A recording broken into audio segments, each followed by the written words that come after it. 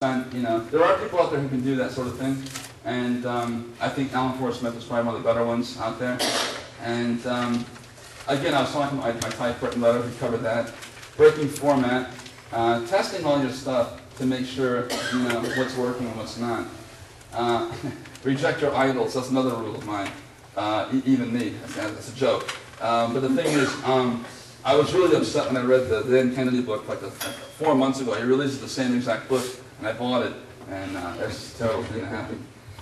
So you need to test this stuff because the human condition is kind of interesting. It's basically the same, no matter if the products change or the technology changes.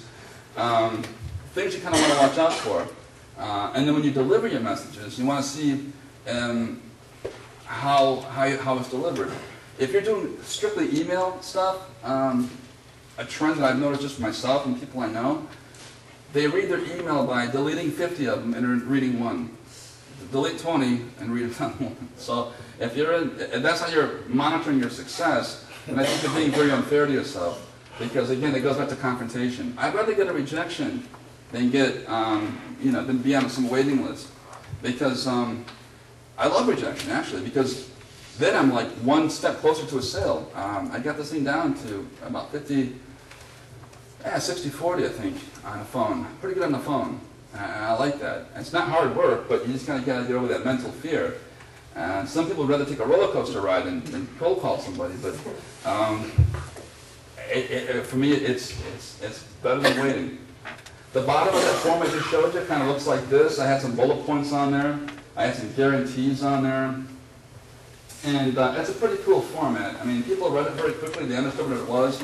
It was just that I think the product that we were offering at the time had too many steps in it for the business owner, for the bar owner.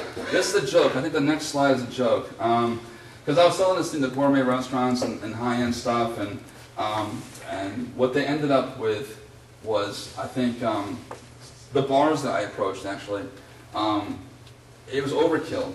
And they just wanted $2 Bud Light sales on a Thursday night. What's good enough for them? And see, so there you go. So they want, sometimes they want that. You know, they don't want the high-end stuff. So you have to be prepared for that sort of thing. It's a letdown. It's an ego shock, but you know, you get over it. And this is cool. This is really cool. I've been working on PR Maximum now for quite a while on my own.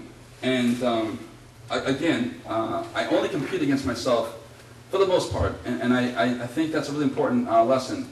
Because, again, the whole Facebook thing, when you have a lot of people doing the exact same thing, it's really tough to stand out and become original or become unique in some way.